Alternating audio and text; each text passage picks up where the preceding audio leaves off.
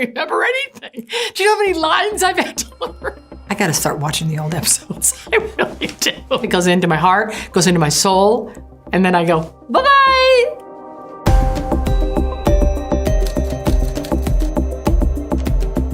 Oh, geez. I don't even have to look at this. I just saw one line. Yes, I'm not the one who stabbed the captain with the pickle. Well, to be honest with you, this was the episode, can't remember what season it was, and this was the episode where I was on, I think maybe mushrooms, and I thought we had jumped the shark. What? I'm not the one who stabbed the captain with the pickle. It wasn't my favorite line. Somebody slipped me mushrooms, and I had to do an interrogation scene, and it was, you know, I had to deliver this line as serious as I could, and I remember feeling I earned my money that day. Let's just leave it at that. Only a certain kind of people bring up that line to me, and mostly my co-star Chris Maloney, who likes to go down memory lane with it.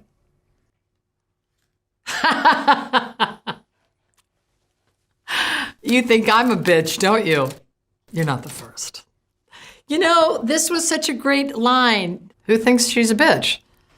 I don't know, I don't care. I don't remember anything. Do you know how many lines I've had to learn? It goes in, it goes in, it goes into my heart, it goes into my soul, and then I go, bye-bye. You think I'm a bitch, don't you? You're not the first.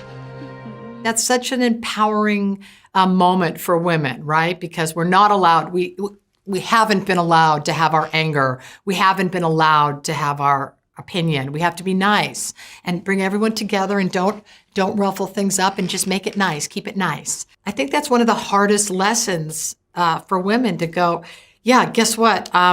Here's my opinion and you may not like it and that's okay.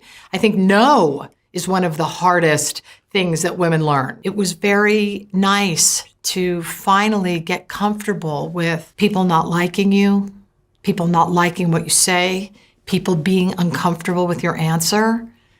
And it literally felt like I got a piece of myself back on and off the screen. Sweetheart, set a boundary, people will abide by them. Now I'm doing my faces. When are these dinosaurs gonna die out? Oh, okay, so we're talking about the old guard. I'm not talking about Peter Gallagher or Terry. Don't remember what year, what season. Sad, isn't it? One of these dinosaurs gonna die out. Obviously, I often find myself in a male-dominated society, and I've had to sort of beat to my own drum and go up against a lot of oppressive forces and people who did things in an old way. When I got the role of Olivia Benson, obviously I started going on ride-alongs with cops and hanging out at police precincts just to understand the machinations of what went on there. But I also became a rape crisis counselor, and I went through a 40-hour training. And I met all these badass SVU detectives that were females, that were so strong and so compassionate and so empathetic and didn't take any shit from anyone. I think every single person should go through this training. Every single human being on this planet should learn how to listen. And that was my takeaway. This is a very resonant and meaningful and important and empowering line. Once you tell your story, it can be empowering and the floodgates open. I don't know what year this is from, but I think that this is a very true statement. And I think part of Olivia Benson's motto, once you tell your story, it can be empowering, the floodgates open. Once I started the Joyful Heart Foundation in 2004, obviously I was getting a lot of hesitation, rejection, and people didn't want to touch it. They didn't want to go near sexual assault because it was, yucky and not pretty. And if it wasn't a disease per se, they were not interested in it. Certainly to get, corporate funding. The writers of the show also started working with our foundation and meeting all the experts in the field.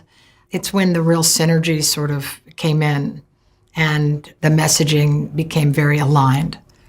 And so I think that was that year. Storytelling is one of the most healing modalities, and having somebody bear witness to your story is one of the most healing things that can happen to a person.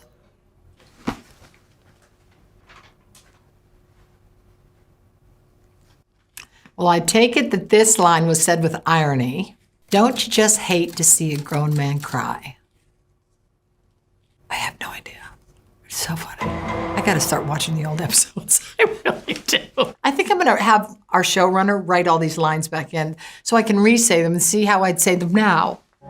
Don't you just hate to see a grown man cry? You know, I actually watch old episodes sometimes, and I sit there and I go, nothing. I can't remember.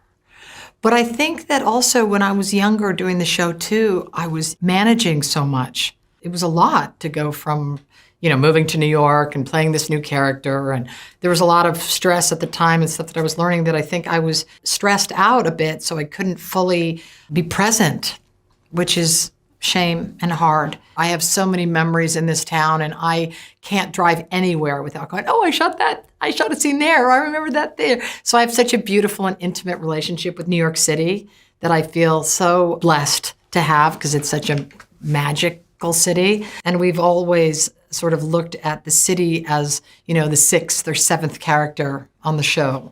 Ah, yes, it's detective, not miss. Save your lawyering for somebody who gives a damn.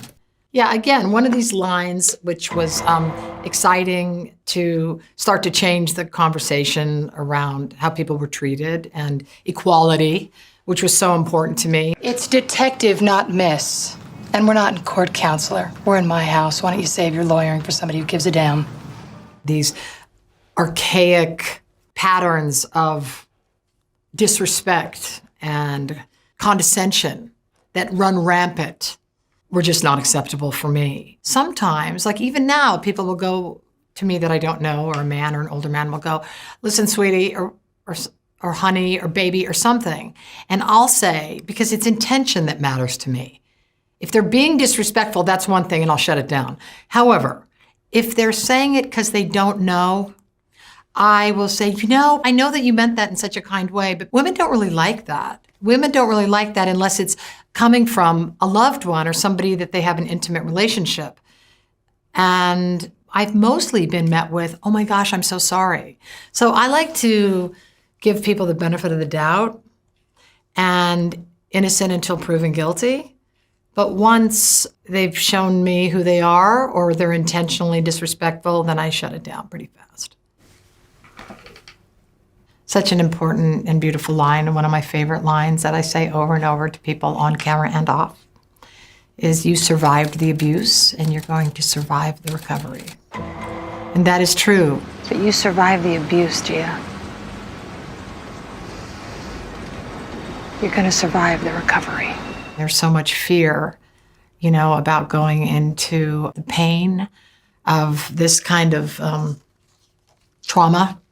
And people want to get away from it, understandably, but we know now that the only way out is through. And so that's one of the most important messages we can give anyone in terms of healing. There have been so many episodes that have made me so incredibly emotional, or stories that were just so rough to metabolize. And that's why I started the foundation, because when I found out about the statistics of sexual assault, that it was 1 in 4 women, by a certain age, 1 in 3 women, and 1 in 6 men, I couldn't tell these stories without doing something about it.